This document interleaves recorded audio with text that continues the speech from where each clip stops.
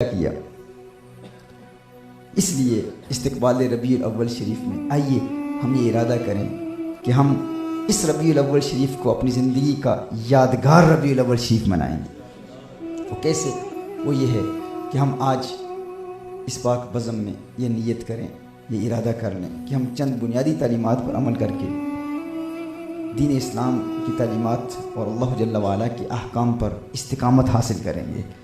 اور یہ انہی اولیاء کاملین کی تعلیمات کا نچوڑ ہے. یہ 4 بنیادی پوائنٹس آج کی اس مختصر رفاقت میں آپ یاد کر لیں، ان کو سمجھ لیں.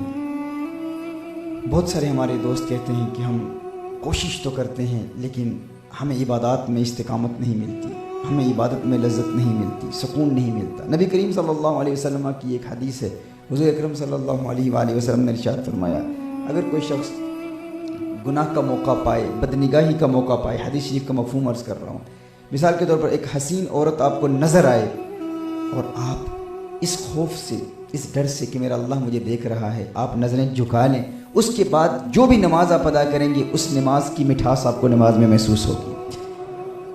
کتنا سمپل نسخہ ہے، کتنا آسان نسخہ ہے. اگر آپ کو عبادت میں لذت نہیں ملتی، قرآن کی تلاوت میں لذت نہیں ملتی، اگر آپ کو اللہ جل وعلا کی یاد میں لذت نہیں محسوس ہوتی، تو اس کا یہ مطلب نہیں ہے کہ اس عبادت میں لذت نہیں ہے. عبادت میں لذت ہے، عبادت میں وجد ہے، عبادت میں کیفیت ہے.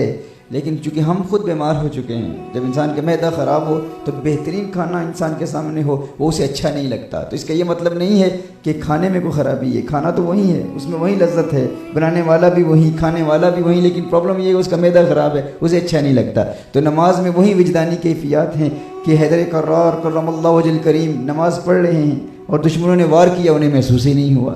ہاں، لیکن کیا وجہ ہے کہ ہم نماز پڑھ رہے ہوں تو ہمارے خیالات دنیا کی طرف ہوتے ہیں. وہ اس لیے اس کا یہ مطلب نہیں کہ نماز میں سکون نہیں ہے، نماز میں سکون ہے. ہم بیمار ہیں تو ہم اپنی اس بیماری کو دور کیسے کریں گے؟ اس کا ایک طریقہ نبی کریم صلی اللہ علیہ وسلم نے بیان فرمایا. آپ اس کو آزما کے دیکھیں. آپ نے زور کی نماز پڑھی، آپ کو سکون نہیں ملا، آپ گلی بازار میں کہیں گزر رہے ہیں اور بد نگاہی کا موقع ملتا ہے، کوئی عورت آپ کے سامنے آتی ہے، آپ اس کو دیکھنا چاہتے ہیں لیکن اس خوف سے کہ میرا اللہ دیکھ رہا ہے آپ نظریں جھکا لیتے ہیں. آپ دیکھیں اس کے بعد آپ عصر کی نماز ادا کریں گے تو آپ کی آنکھوں میں اشکوں کی برسات جاری ہو جائے گی. یہ ایک سمپل نسخہ ہے، آپ اس پر عمل کر لیں.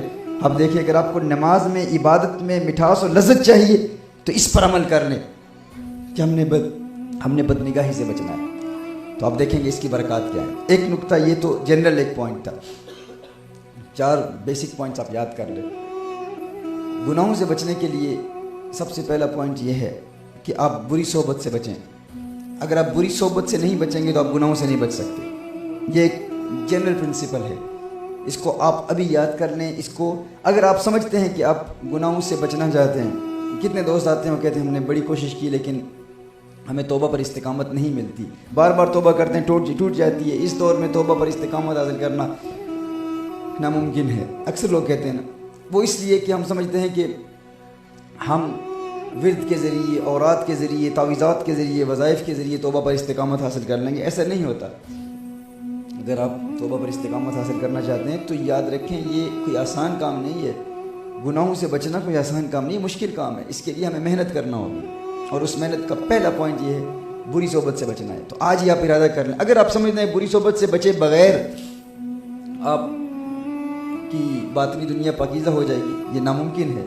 یہ ایسے ہی ہے کہ کوئی دریا میں کھڑا ہو، سمندر میں کھڑا ہو اور کہے کہ میں پانی کی قطرات سے بچوں گا تو بچ سکتا ہے. آپ کہیں کیسی بے وقوفی ہے؟ تو دور جا، ساحل سمندر سے دور جا اور وہاں جا کے اپنے کپڑوں کو صاف کر، اور اب سمندر کے قریب نہیں جانا تو تب جا کے پانی سے بچے گا. اور یہ کہے کہ میں سمندر کے کنارے کھڑا ہوں گا یا سمندر کے اندر کسی کشتی میں بیٹھا ہوں گا اور پھر اپنے آپ کو کپڑوں کو پانی سے بچاؤں گا، یہ ناممکن ہے. اسی طرح کوئی دھوپ میں کھڑا اور کہے میں گرمی سے بچوں گا، آپ کہیں کہ نہیں بچ سکتا. تو کس کو فول کر رہا ہے؟ اپنے آپ کو بیوقوف بنا رہا ہے. کس کو بیوقوف بنا رہا ہے؟ یہ امپاسبل ہے.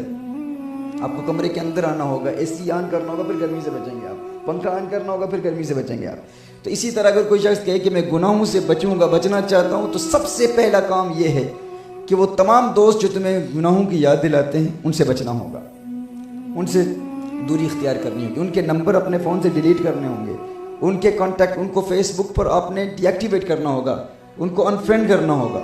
اس لیے نہیں کہ وہ برے ہیں، اس لیے کہ آپ برے ہیں، اس لیے کہ میں خود برا ہوں، ان کو برا سمجھ کر نہیں، اس لیے کہ میں برا ہوں، میرے اندر ابھی وہ طاقت نہیں ہے، قوت نہیں ہے کہ میں ان کی صحبت میں ایسا مؤثر کردار ادا کروں کہ ان کی زندگی میں بھی انقلاب برپا ہو جائے. میرے اندر وہ طاقت نہیں ہے، استعداد نہیں ہے، صلاحیت و لیاقت نہیں ہے، لہذا سب سے پہلے مجھے ان سے دوری اختیار کرنا ہوگی.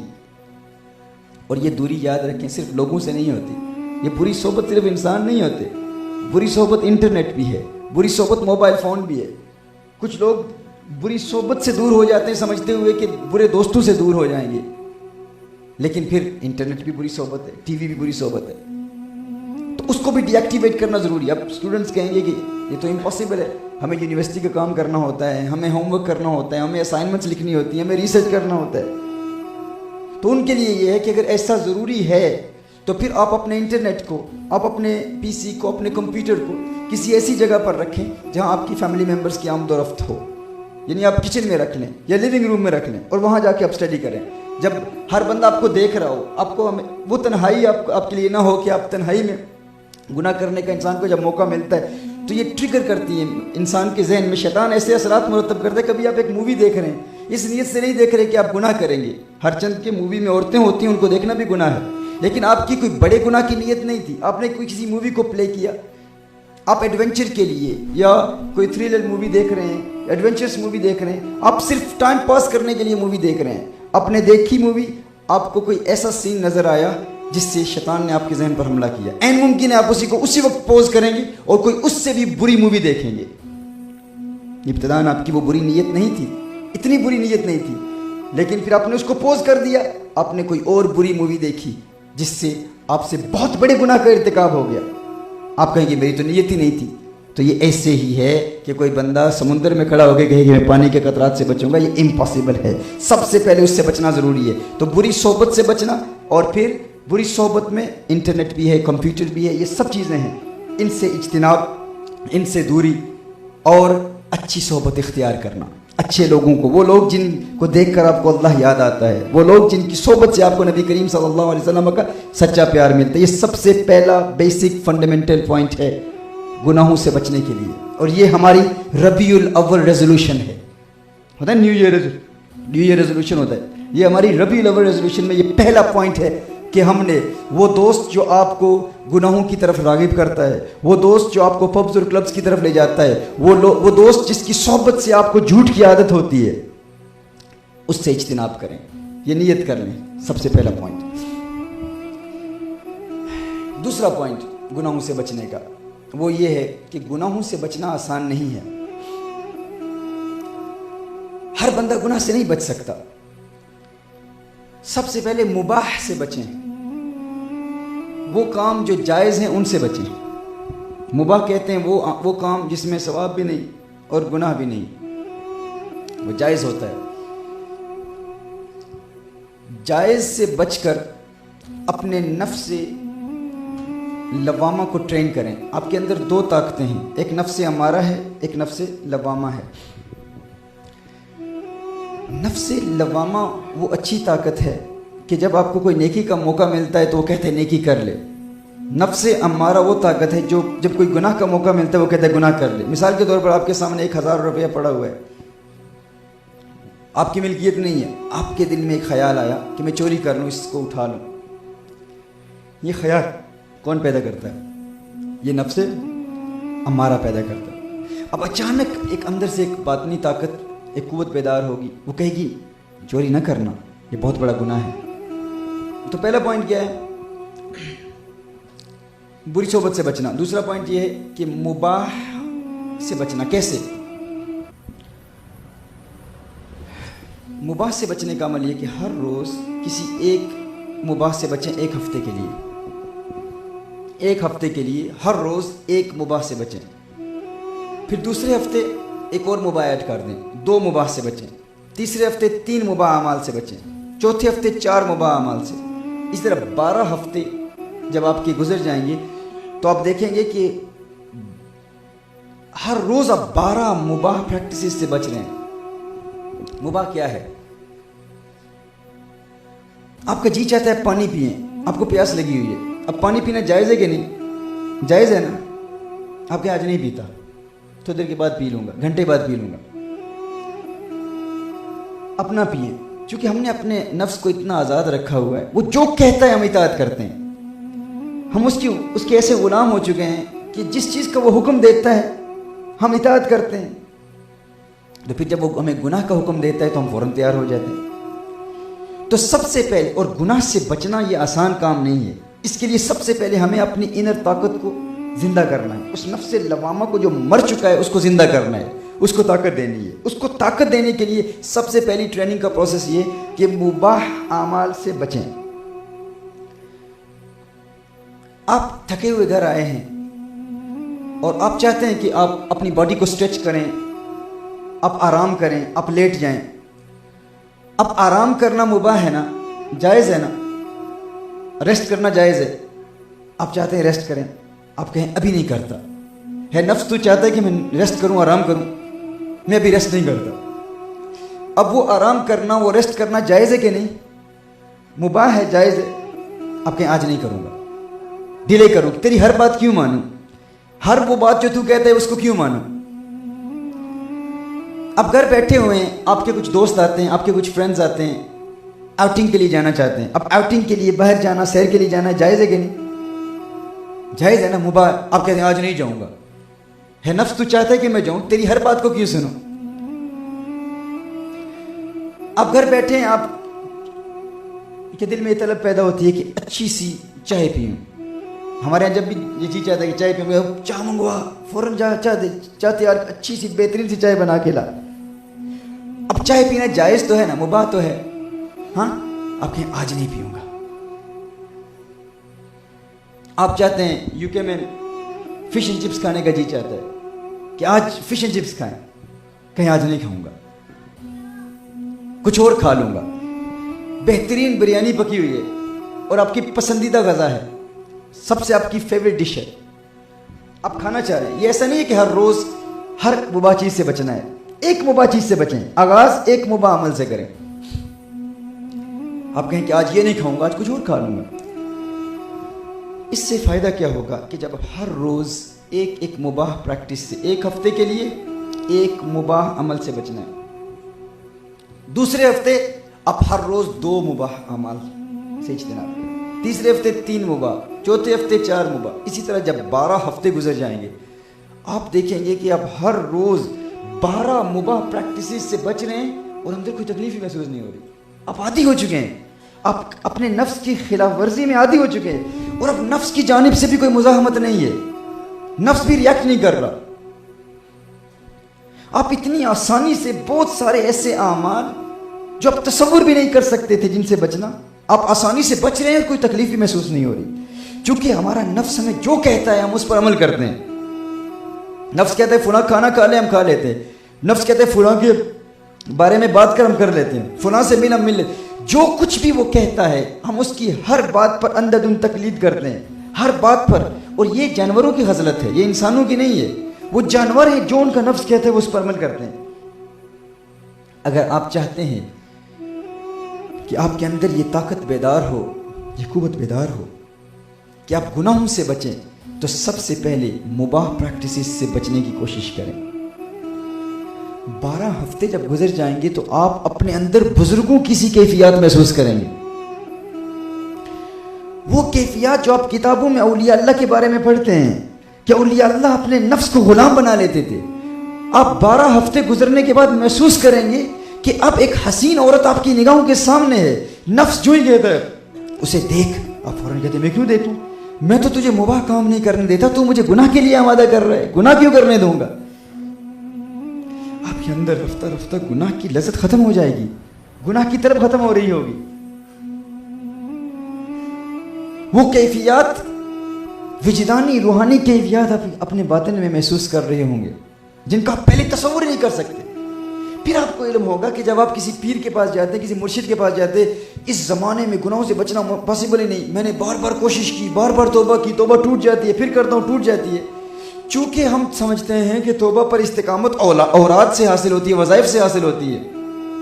وظائف کے اندر تاثیر ہے، وظائف کے اندر قوت ہے، لیکن اس قوت کے استعمال کے لیے ہمیں اپنے خانہ دل کو پاک کرنا ہے.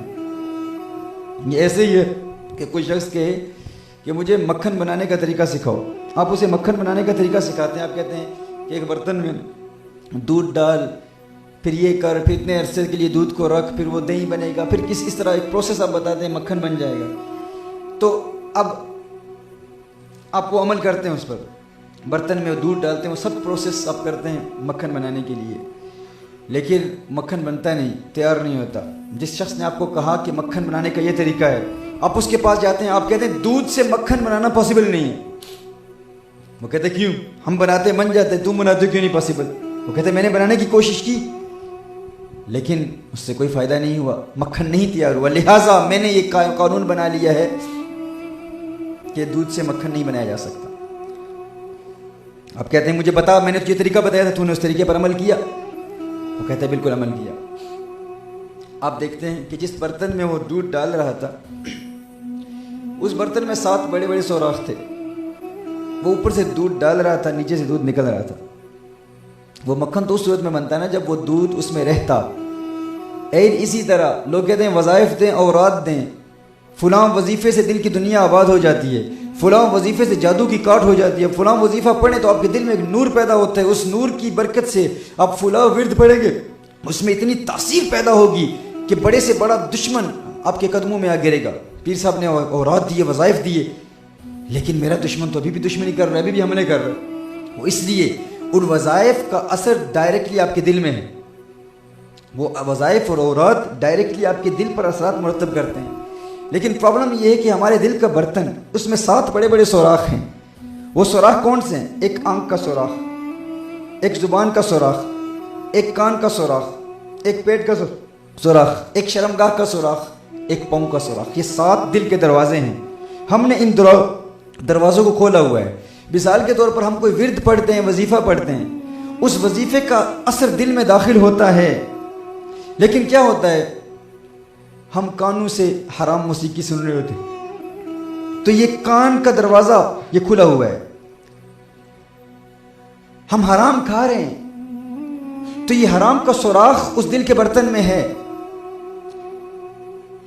ہم ہاتھ سے گناہ کر رہے ہیں، کسی کی پٹائی کر رہے ہیں، ہاتھ سے کسی کو ٹیکسٹ میسج بھیج رہے ہیں، کسی غیر محرم عورت کو میسج کر رہے ہیں، تو یہ دروازہ بھی کھلا ہوا ہے، یہ بھی ایک سوراخ ہے۔ شرمگاہ کا دروازہ بھی کھلا ہوا ہے، اس سے بھی گناہ کا ارتکاب ہو رہا ہے۔ پاؤں کا دروازہ بھی کھلا ہوا ہے، ہم اپنے پاؤں سے گناہ کر رہے ہیں، گناہ کی جگہ پر جا رہے ہیں۔ آنکھ کا دروازہ کھلا ہوا ہے، ہم اپنے آنکھ سے بدنگاہی کر رہے ہیں۔ تو جس دل کے گرد یہ 7 سوراخ ہوں اس دل کے برتن میں، تو اوراد و وظائف کا نور اس برتن میں داخل تو ہوگا، لیکن ایک طرف سے داخل ہو رہا ہے، دوسری طرف سے نکل رہا ہے، وہ اس میں استقرار پکڑ ہی نہیں رہا، اس میں رک ہی نہیں رہا، تو وہ نور پھیلے گا کیسے؟ تو مت کہیں ان اوراد میں تاثیر نہیں ہے، اوراد میں تاثیر ہے، لیکن وہ خانہ دل پاک نہیں ہے، اس میں 7 بڑے بڑے سوراخ ہیں، ان کو بند کرنا ہے۔ مت کہیں دودھ سے مکھن بنانا پاسبل نہیں ہے، دودھ سے مکھن بنتا ہے، دنیا بناتی ہے، لیکن جس برتن میں وہ دودھ ڈال رہے ہیں اس میں سوراخ ہیں، آپ اوپر سے ڈال رہے ہیں، نیچے سے وہ نکل رہا ہے، تو رکے گا تو مکھن بنے گا نا۔ اسی طرح اولیاء اللہ ہمیشہ سے مکھن بناتے آئے ہیں، ہاں وہ بناتے آئے ہیں معرفت کے مکھن۔ کوئی کسی نے نجبا کا مکھن بنایا، کسی نے نقبا کا بنایا، کسی نے اقطاب کا بنایا ہے، کسی نے غوث کا بنایا، کسی نے ابدال کا بنایا۔ بھائی وہ بھی اسی دودھ کے ذریعے مکھن بناتے ہیں، تمہارا کیوں نہیں بنتا؟ کیونکہ دل میں سوراخ ہے، اور تمہارا سارا انحصار، سارا دار و مدار صرف اوراد پر ہے۔ لیکن اولیاء اللہ صرف اوراد نہیں دیتے تھے، وہ دل کی دنیا پاک بھی کرتے تھے۔ تو دل کی دنیا پاک کرنے کے لیے دل کے ان 7 گناہوں کے دروازوں کو بند کرنا اور ان پر پھیٹ لک تالا لگانا، ایسا قفل لگانا جس کو کوئی کھول نہ سکے، یہ ضروری ہے۔ اس کے لیے 4 نقطے آپ کو پیش کر رہا ہوں۔ پہلا نقطہ کیا ہے؟ اس دل کے 7 دروازوں کو بند کرنے کا کہ بری صحبت سے بچنا اور اچھی صحبت اختیار کرنا۔ دوسرا دروازہ یہ ہے کہ دوسرا پوائنٹ یہ ہے کہ گناہوں سے بچنا آسان نہیں ہے میرے بھائیوں۔ مت سمجھنا کہ یہ آسان ہے اور صرف ورد اور وظیفے سے انسان گناہوں سے بچ سکتا ہے، نہیں۔ گناہوں سے بچنے کے لیے سب سے پہلے نفس لوامہ کی طاقت کو زندہ کرنا ہے، اس کا احیاء، اس کو واپس زندہ کرنا۔ وہ جو اچھی طاقت تھی جو پہلے بتاتی تھی، آپ کوئی گناہ کرنے والے تھے، پہلے بتاتی تھی گناہ کیا تو اللہ کا عذاب نازل ہوگا، لیکن اب وہ مردہ ہو چکی ہے۔ اللہ جل وعلا قرآن کریم میں ارشاد فرماتا ہے فَلَمَّا نَسُوا مَا ذُكِّرُوا بِهِ فَتَحْنَا عَلَيْهِمْ أَبْوَابَ كُلِّ شَيْءٍ حَتَّى إِذَا فَرِحُوا بِمَا أُوتُوا فَأَخَذْنَاهُمْ بَغْتَةً فَإِذَا هُمْ مُبْلِسُونَ۔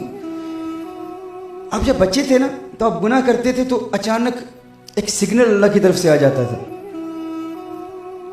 ہم جب چھوٹے تھے کوئی خطا کرتے تو ایگزام فیل ہو جاتے، کسی کو گالی دیتے ایکسیڈنٹ ہو جاتا، نماز قضا ہو گئی، بیمار ہو گئے، تکلیف آ گئی، یہ اللہ کی جانب سے سگنلز ہیں۔ وقت گزرتا گیا، رفتہ رفتہ یہ سگنلز کم ہونا شروع ہو جاتے ہیں، سگنلز کم ہونا شروع ہو جاتے ہیں۔ پہلے آپ گناہ کرتے تھے تو فوری طور پر گناہ کرتے تھے، کوئی آپ کو ایکسپوز کر دیتا تھا، گناہ کرتے تھے لوگوں کو آپ کے گناہ کا علم ہو جاتا تھا۔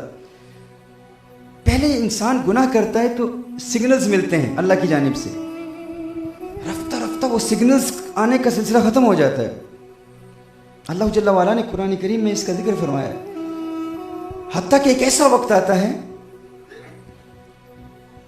کہ آپ بڑے بڑے گناہ کرتے ہیں، اللہ کی جانب سے کوئی سگنل نہیں آتا، نہ آپ ایگزام فیل ہو رہے ہیں، نہ آپ کا ایکسیڈنٹ ہوتا ہے، نہ آپ بیمار ہوتے ہیں، نہ ہی کوئی آپ کو گناہ کرتے ہوئے دیکھتا ہے، نہ ہی کوئی آپ کو ایکسپوز کرتا ہے۔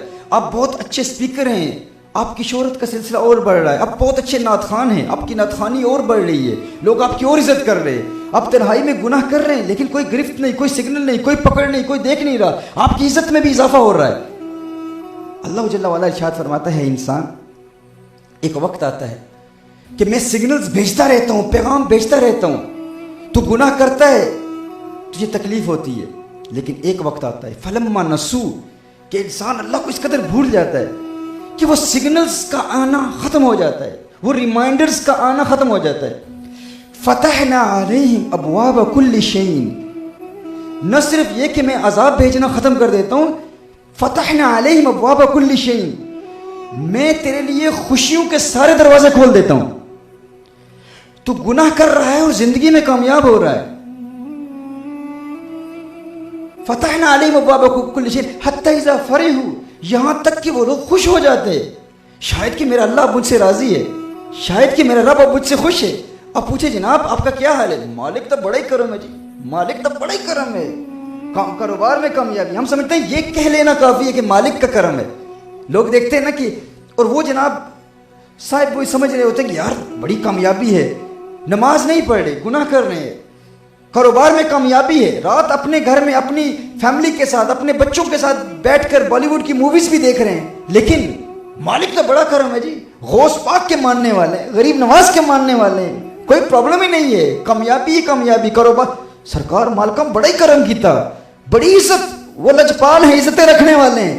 ہم سمجھ رہے ہوتے ہیں کہ ہمارے یہ جملے کفایت کر جائیں گے، ہمارے یہ جملے کافی ہیں، لیکن ہم یہ بھول چکے ہیں کہ اللہ قرآن میں کیا ارشاد فرماتا ہے کہ میں سگنلز بھیجتا ہوں، ریمائنڈرز بھیجتا ہوں، لیکن ایک وقت آتا ہے کہ انسان گناہ کرتا رہتا ہے، گناہ کرتا رہتا ہے، گناہ کرتا رہتا ہے، یہاں تک کہ میں اس سے ناراض ہو جاتا ہوں، اس قدر ناراض ہو جاتا ہوں کہ سگنلز کے آنے کا سلسلہ ہی ختم ہو جاتا ہے۔ پھر میری ناراضگی کا عالم یہ ہوتا ہے کہ وہ گناہ کرتا ہے اور میں اسے زندگی میں خوشیاں دیتا ہوں، وہ گناہ کرتا ہے اور میں اس کے لیے فراخی کے دروازے کھول دیتا ہوں، وہ گناہ کرتا ہے اور میں بظاہر اس کے لیے ایسی خوشی دیتا ہوں، وہ سمجھتا ہے میرا مالک مجھ سے راضی ہے، لیکن ہے نادان انسان، تو بھول چکا ہے اب راضی کیا، اب تو وہ اس قدر ناراض ہو چکا ہے کہ اب اس نے تجھے اپنی فہرست سے ہی نکال دیا ہے۔ وہ لوگ جن کو اپنی فہرست میں رکھا ہوتا تھا کہ یہ گناہ کرے گا میں سگنل بھیجوں گا شاید گناہ سے بچ جائے، وہ گناہ کرے گا میں ریمائنڈر بھیجوں گا وہ رک جائے، لیکن ابھی انسان اس قدر ڈھیٹ ہو چکا ہے کہ اب وہ گناہ کرتا ہے